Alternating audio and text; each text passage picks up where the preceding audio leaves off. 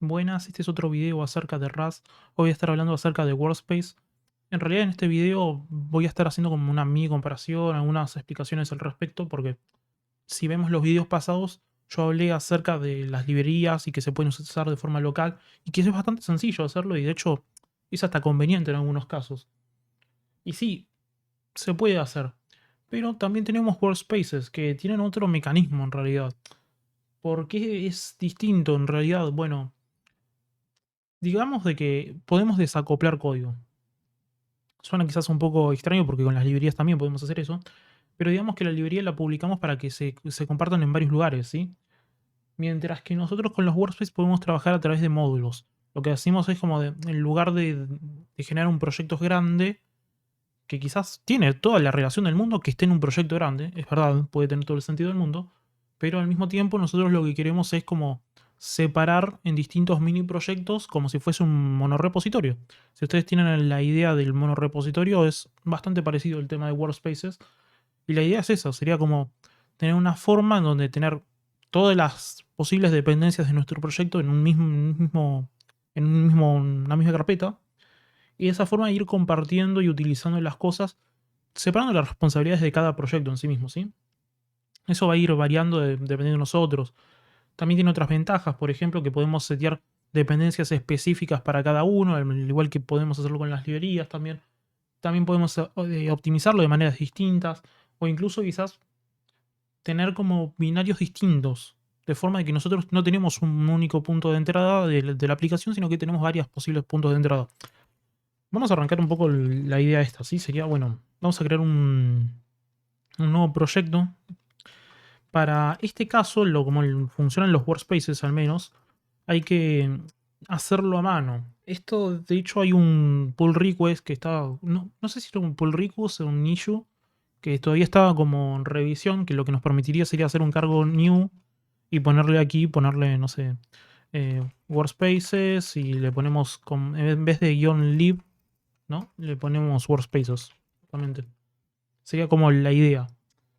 De momento esto no está, pero bueno, quizás en un futuro aparece cualquier cosa, yo hago este disclaimer solamente para aclararlo y quizás en algún momento actualice la lista de reproducción y le agregue el video ese que falte. En cualquier caso, no hacemos esto. Lo que tendríamos que hacer sería crear primero una carpeta nueva, un nuevo directorio. En este caso vamos a hacer, por ejemplo, una to-do list, algo muy básico, mkdir, to-do list, y vamos a entrar en to-do list. ¿Y por qué una to-do list? Bueno, porque la to-do list la podemos separar en un montón de cosas. Ahora vamos a ver. Lo que podemos hacer en principio es crear un archivo. Esto lo podemos hacer de distintas maneras. Yo voy a usar Touch, por ejemplo. Entonces creo mi archivo que va a ser el archivo cargo.toml. Necesitamos un cargo.toml efectivamente para empezar el tema de la to-do list. Y nosotros podemos editar la cargo to-do list de una manera, ¿sí? Podemos usar el editor de código, lo que sea. Esto ya lo podemos utilizar con Visual Studio Code, no pasa nada. Y la idea sería que nosotros encima de nuestro archivo, al comienzo del archivo, tengamos una línea que diga justamente Workspaces. Ponemos Workspaces en lugar de Packages, que como están quizás en los binarios y en las librerías tenemos Package arriba. Bueno, en este caso sería Workspaces. Y tendríamos que declarar como un atributo, una propiedad llamado members. Y dentro de members vamos a poner la lista de carpetas de proyectos de cargo que vamos a tener anidados dentro de este proyecto global, digamos. Nosotros vamos a separarlo en dos partes. Vamos a hacer una CLI, ¿sí? Bueno, quizás esto está mal configurado el tab. Pero vamos a hacer una CLI y por otro lado vamos a hacer una librería, bueno, un workspace, que sería solamente de modelos o de responsabilidades, de forma de que nosotros vamos a tener como la lógica en un lado y nosotros usaríamos la lógica dependiendo del caso de uso, ¿sí? Entonces vamos a tener un CLI y vamos a tener otra aplicación que va a ser, no sé, eh, to do, no sé exactamente qué ponerle. Eh, sí, to do manager o algo así. No estoy seguro cómo ponerle. Domain, vamos a ponerlo. Que solamente se encargue de trabajar la lógica de dominio. Entonces, ahora vamos a abrir esto. Vamos a abrirlo con Visual Studio Code, lo que queramos. Vamos a tener este archivo nada más, únicamente este archivo. Sería algo como esto lo que tendríamos básicamente. Y ahora lo que tendríamos que hacer sería crear los proyectos en sí mismos. ¿Cómo lo hacemos? Lo mismo de siempre. Cargo new y le ponemos CLI, que este sería una aplicación binaria, si estaría correcto agregarlo de forma manual. Esto me parece que me agregó una S de más. Y después el cargo new de la aplicación de dominio, ¿sí? Vamos a crear una carpeta llamada dominio. Y este quizás lo puedo poner como lib. Tendría sentido hacerlo como lib. Entonces, de esta forma, nosotros tenemos ahora dos proyectos, ¿sí? Bueno, lo que nosotros tendríamos que hacer ahora, en cualquiera de los dos, tenemos un proyecto que es de librería y otro que es de punto de entrada en una aplicación, un binario. Si ponemos cargo run, en realidad me va a ejecutar el primer binario que encuentre, ¿sí? Sin embargo, si nosotros supongamos en algún momento creamos un cargo new backend, por ejemplo, por crear otro proyecto más que ejecute nuestra lógica de dominio de forma distinta.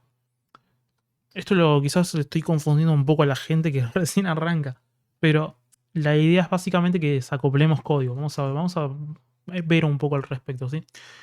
¿Qué tendría? Esto, como vimos, es el código base de una librería, ¿sí? Nosotros no vamos a usar esto. Y lo que sí, primero vamos a crear una estructura de una lista. Así que el to-do list es un clásico. La idea de una to-do list es tener tareas. Sí, tasks o tareas. Donde la tarea tiene quizás un ID. Bueno, vamos a poner tarea. Tiene un ID que quizás es un I32. Después tiene un nombre, una descripción. Sí, algún estado, quizás una cosa o algo así. O hecho, vamos a ponerle. Esto lo vamos a desactivar el Visual Studio Code porque no sé por qué me está. No lo tengo, no lo uso nunca.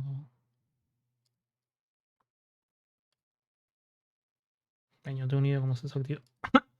Uy, no, esto es un temazo. Esto es un temón.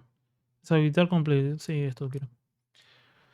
Entonces, vamos a crear nuestra estructura tarea que tiene estos campos, un ID, un nombre, una descripción. Descripción.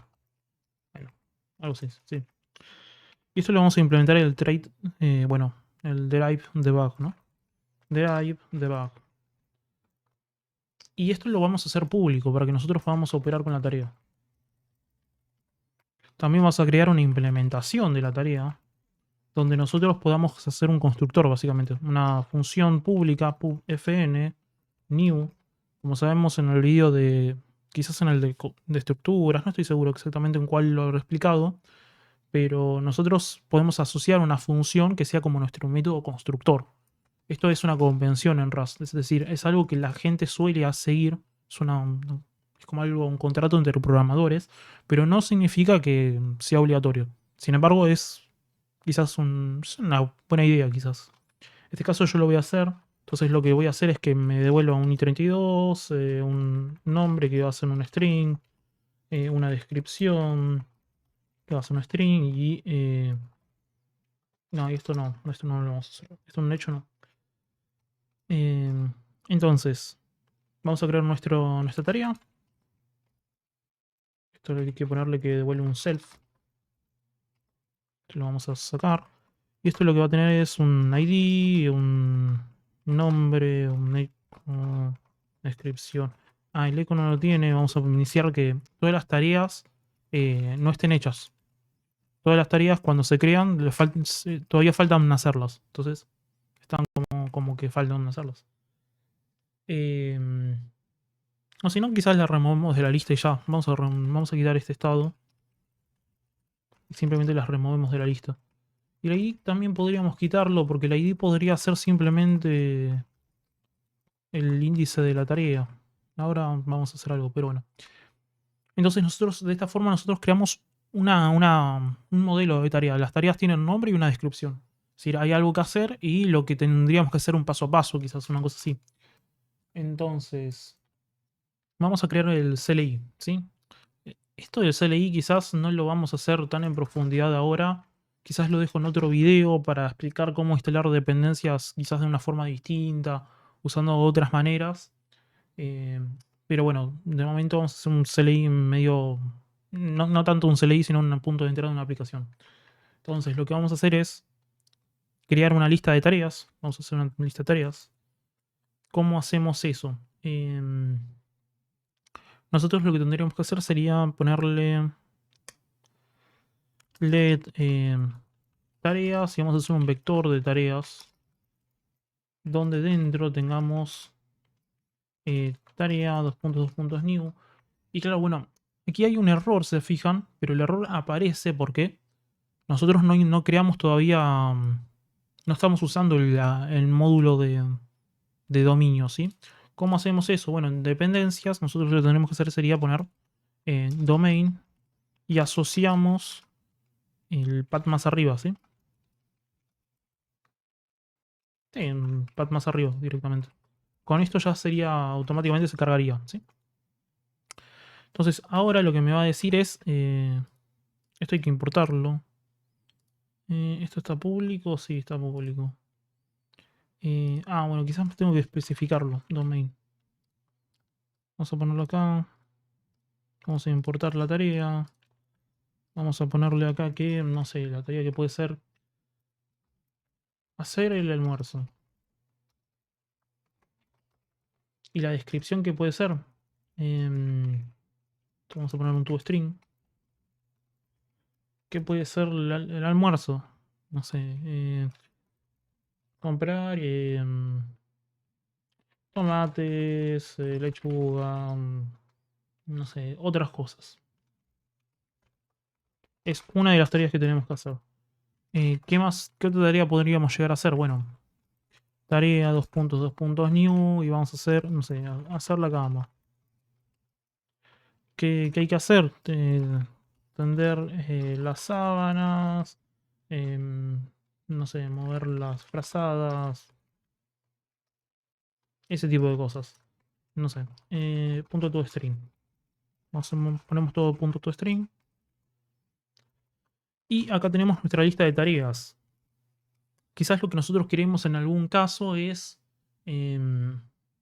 marcar la tarea como in progress. Sería... podría ser eso. Podría ser que queremos avanzar una tarea. Entonces, ¿cómo haríamos eso? Bueno, vamos de nuevo al archivo de dominio, de la librería en sí mismo. Y vamos a crear quizás, sí, vamos a poner vamos a crear un enum de posibles estados de la... Esa es una buena idea. Hacemos un enum de eh, estados de la tarea. Y ponemos una serie de estados de la tarea que pueden ser que pendiente, eh, en progreso, finalizado. Vamos a poner esto y aquí vamos a poner el estado. Estado, dos puntos, estado de la tarea. Y aquí, cuando se creen todas las tareas, van a estar en pendiente. Perdón, esto es estado. De esta forma nosotros siempre vamos a comenzar de esta manera. Y esto no me implementa debug, me dice. Tengo que implementar debug. Ponemos acá el derive y ya con esto se arregla. Entonces todas las tareas comienzan en pendiente. Sin embargo, lo que podemos hacer es que, no sé, cambiar el estado de la tarea de alguna forma. Esto, se fijan, no estamos jugando con la visibilidad. Entonces, nosotros no podemos modificar el estado directamente. No se puede hacer eso. No. Si hacemos, por ejemplo, tareas.get en el índice 0, por ejemplo, es un umbrap, y queremos acceder, por ejemplo, al nombre, nos va a dar un error. Nos dice justamente que el nombre es privado, es decir, no está público. Si nosotros le ponemos público, esto funciona, ¿no? Maravilloso. Pero no es lo que queremos hacer. Lo que queremos hacer es que siempre esté en privado. Entonces, de esta forma siempre va a estar en privado y nos vamos a estar obligando a la persona a quien use nuestra librería a utilizar los métodos que le estamos dando, las herramientas que le estamos dando. En este caso, lo que le estamos dando es solamente el método new, pero lo que vamos a hacer es crear un método que va a hacer cambiar el estado, ¿sí? ¿De qué forma? Bueno, vamos a hacer de que solamente se pueda cambiar de estado. ¿sí? O sea, solamente avanzar. ¿Cómo hacemos eso? Bueno, avanzar estado. Vamos a poner una función pub, fn avanzar estado. Si vieron el video de las estructuras, creo, hablo acerca de por qué aquí pongo un self, pero básicamente estoy referenciando a mi objeto. Es decir, yo tengo que tener creada la estructura, tengo que tener una instancia de mi estructura, de forma de que nosotros cuando hagamos una referencia a self, estamos diciendo que tiene que estar creado el objeto en sí mismo. Entonces, vamos a avanzar el estado de la tarea. ¿Cómo la avanzamos? Acá hay que ponerle que sea mutable. Self tiene que ser mutable. Ponemos entonces self.estado y le asignamos, bueno, dependiendo del estado, le podemos avanzar el estado, ¿sí? ¿Cómo sería eso? Quizás esto lo podemos desplazar, ya que tenemos enums, que avance por sí mismo. Eso también se podría hacer. Por ejemplo, pero de momento dejémoslo aquí. Vamos a hacerlo que avance el estado desde la tarea. Entonces, vamos a hacer un match. Match self.estado. Y acá vamos a hacer como un... Vamos a estar revisando en qué estado está. Si está pendiente la tarea, entonces lo que vamos a hacer es self.estado igual a estado de la tarea en progreso. Estado de la tarea, si el estado de la tarea está en progreso y queremos avanzarla, entonces lo que va a pasar es que se pasa a estado finalizado, ¿no? Y si está finalizado, lo que vamos a hacer es mostrar por consola, println, la tarea ya está finalizada. No se puede avanzar más. Sí, pongamos ahí un mensaje así. Entonces, si nosotros tenemos una tarea, lo que vamos a hacer es decirles tareas. Bueno, esto tiene que ser mutable, dijimos también, ¿no? Tiene que ser mutable, entonces tenemos tareas.get, vamos al índice 0, hacemos un nombrar. Y ahora tenemos una función que sea avanzar el estado. De esta forma nosotros podemos avanzar el estado de la tarea, ¿sí? Sin embargo, bueno, acá tenemos un tema, ¿no? Porque lo que estamos obteniendo es una referencia. Nos dice que no podemos hacer un préstamo a algo mutable, ¿sí? No podemos hacer esto. Entonces lo que tenemos es un getMut, si se fijan. Tenemos un getMut y con eso se arregla. Esto creo que también lo expliqué en el video de... No recuerdo si... No estoy seguro en cuál... en el de Options, me parece que lo expliqué. Bueno, cuestión de que de esta forma nosotros estamos avanzando y modificamos la tarea. Vamos a poner un println como para ir viendo cómo están las tareas, ¿sí? Esto lo podemos hacer así, con un println, tareas, el 2 puntos, signo de pregunta, e inspeccionamos de esta forma cómo están las tareas ahora. Como sabemos, si yo le quito esta línea, vamos a ejecutarlo en la consola, cargo run, por defecto va a tomar el único binario que existe, ¿sí? Va a ejecutar solamente el CLI. Si nosotros agregamos otra librería acá, lo que vamos a hacer va a ser crear otro proyecto, cargo new backend web. Entonces cuando ejecutemos cargo run, nos va a dar un error. ¿Y esto por qué? Porque ahora tenemos dos posibles proyectos dentro de lo que es nuestro workspace. Tenemos dos posibles proyectos que son proyectos binarios. Es decir, que pueden ser ejecutados, que pueden usarse con cargo run. Entonces, lo que nos pide RAS en este caso, cuando hacemos cargo run, nos da un error. Lo que nos dice es especifica qué proyecto querés ejecutar en sí mismo, ¿sí? O lo que podés hacer es poner un valor default para ejecutar. Nosotros no vamos a poner un default, sino lo que vamos a hacer es que siempre que queramos ejecutar ponemos cargo run bin y ponemos el nombre del proyecto que queremos ejecutar. Por ejemplo, queremos ejecutar el CLI, ¿no? El nombre de este proyecto. Entonces, de esta forma nosotros tenemos la lista de las tareas, etc. Entonces, vi horrible.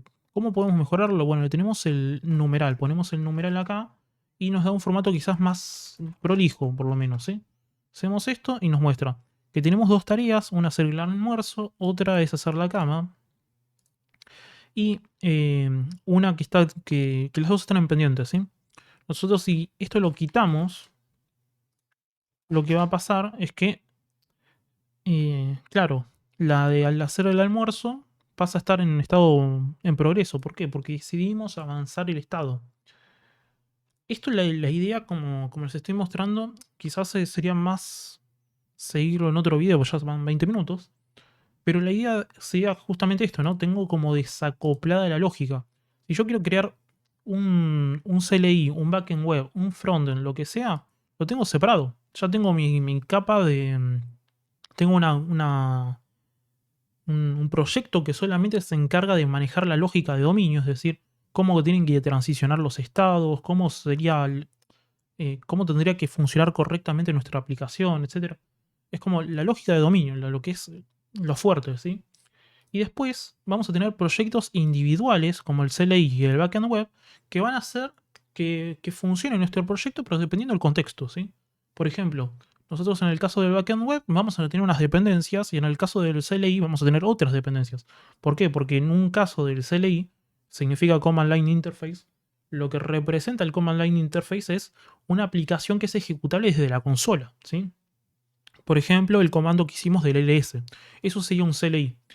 En el caso de un backend web, la idea es que nosotros lo consumamos a través de un frontend. Por ejemplo, podríamos hacer un frontend y nosotros hacemos una request y la request le llega al backend y el backend hace toda la lógica, pero digamos que es algo que se utiliza a través de servicios web en sí mismo. No está pensado para que utilicemos a través de una CLI. Entonces, claro, nosotros de esta forma podemos ir como desacoplando nuestra lógica e ir encapsulándola dependiendo del contexto. En el caso del dominio va a ser un punto compartido entre ambas aplicaciones, el backend web y el CLI, pero se va a encargar solamente de gestionar lo que es importante de nuestro proyecto, que es el manejo de nuestras tareas. Es decir, queremos saber si ya se hizo la cama, si se está cocinando. Bueno, ese sería el avance de las tareas. Eso pertenece a la lógica de dominio.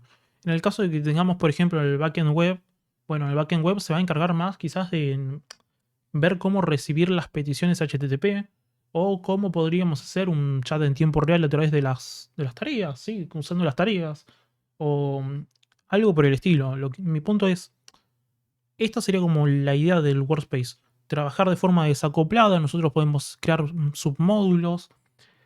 Esto a mí personalmente no es mi forma preferida de trabajar, sin embargo es una muy recomendada y de hecho se puede utilizar porque es bastante útil en RAS trabajar de esta forma. Entonces, ¿es posiblemente una buena opción? Sí. ¿Hay una alternativa? Sí, puedes usar librerías también. En cualquiera de los dos casos, la idea va a ser similar de cierta forma. El Workspace, como dijimos, es quizás una idea más pensada en monorepositorio y el otro está más pensado en publicar nuestras funcionalidades para que sean consumidas por distintos proyectos. Esto está más pensado para que de forma local un solo proyecto o dos proyectos utilicen esa lógica. Es un poco distinto, ¿sí? Otro tema también que podemos tener en cuenta es de que los workspace también tienen como un sistema de caché propio, pueden tener sus propios assets, no dependen de... Bueno, las librerías también podríamos cargar de forma estática las cosas. Pero bueno, eso va a ir dependiendo en realidad del caso de que utilizan, ¿no? Yo les digo, el workspace está bueno justamente porque nosotros, si no, lo que vamos a poder hacer es ahorrarnos espacio también. Por ejemplo, se fijan aquí se creó un target, una carpeta target. Y esta carpeta target, si bien aquí, por ejemplo, no tenemos ninguno, ¿no? Se recuerdan todos los proyectos que creamos con RAS, siempre tienen una carpeta target, ¿sí? Sin embargo, las carpetas de CLI y domain no tienen ningún target en este caso. ¿Por qué no? ¿Por qué no se generó? Porque se generó en la carpeta raíz. ¿Y por qué se generó en la carpeta raíz? Porque no tenemos ninguna dependencia específica de domain y CLI, ¿sí? Nosotros cuando agreguemos una dependencia aquí, por ejemplo, en el caso de clap, vamos a agregar a CLI, vamos a agregarle clap. Clap es vamos a entrar a CLI. Cargo add clap. Clap lo que nos permite es hacer un CLI, ¿sí? Nos permite justamente hacer una aplicación de consola, es una librería, se instala desde Credit.io y lo que nos permite es eso, hacer un CLI básico. Entonces, esta dependencia de Clap solamente va a estar disponible en el CLI y no va a estar disponible en backend web ni en dominio. Pero, por ejemplo, si tengo otra dependencia que es compartida por todos, por ejemplo, Cerde, carwad Cerde, Cerde podríamos hacerlo para que esté para todos. Bueno, aquí en este caso nos dice que no está bien especificado esto, ¿no? Tendríamos que usar un montón de cosas. Nosotros lo que podemos decir es de que este paquete CERD está siendo compartido por todos los miembros de nuestro workspace. ¿Sí? Y esto se puede hacer de la siguiente forma. Ponemos aquí workspace.package, perdón, dependencies, y aquí ponemos CERD. O sea, bueno, no sé cómo sería, ¿no? Esto tendría que agregarle use. Bueno, tendría que ponerle package y agregarles estos tres, entiendo, ¿no?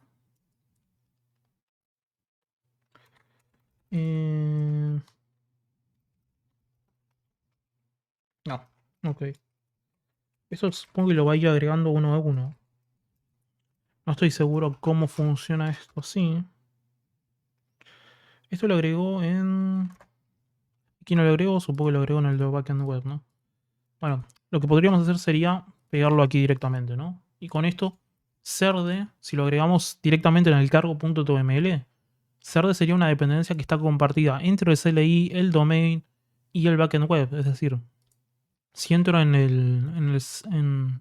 nuestra consola, bueno, en nuestro programa de consola, el CLI, nosotros podríamos poner use CERD y el CERD este lo tendríamos que traer desde la raíz. ¿Sí? Ponemos CERD y aquí ponemos workspace. Con el workspace lo que hacemos es traerlo desde el workspace directamente. De esta forma nosotros tenemos acceso a la dependencia compartida. ¿Sí? Entonces, digamos, es una forma también de ahorrarnos espacio en disco. Porque no tenemos que descargar la misma dependencia en un montón de lados. También nos permite sincronizarlo el proyecto, porque en algunos casos, nosotros, por ejemplo, en backend web, ¿no? Hay proyectos donde quieren hacer, por ejemplo, un framework, una librería, y claro, si actualizas una parte, se rompe la otra, ¿se entiende? Entonces, no podemos actualizar solamente el dominio. Tenemos que actualizar el dominio, el CLI, el backend web, y claro, de esa forma no es tan viable utilizar una librería como tal. Es más viable hacer un workspace y separarlo, ¿sí? Entonces, en ese caso, tiene más sentido usar un workspace. En un caso así, porque, claro, lo que haces es que no tengas que publicar la librería, ir a buscarla, modificar el programa, volverlo a subir. O sea, es como todo un flujo bastante complejo. Quizás en el video que viene podríamos publicar una librería en Crazy.io, así como para que entiendan por qué hay una cierta ventaja en utilizar workspaces. Más que nada por esto, ¿no? Porque es quizás un poco atareante el ir haciendo un montón de tareas solamente para modificar nuestro código. En cambio, con Workspace es un poco más cómodo en sí mismo. Nosotros cuando hagamos nuestro backend web con Axum, lo que sea, ya tenemos todos los cambios publicados en nuestro dominio directamente. Entonces no tenemos que actualizar una dependencia o algo por el estilo. No, la tenemos en el mismo proyecto. Nada, dejo hasta acá el video porque ya me extendí demasiado. Yo creo que más o menos se dio a entender. Es otra alternativa a las librerías. Es otra forma de organizarse. Tiene algunas ventajas que quizás no las tienen las librerías. Pero bueno, eso va a depender de cada uno. Va a depender de cómo cada uno quiera organizarse y esas cosas. Sí, nada, dejo hasta acá el video y hasta la próxima. Chao.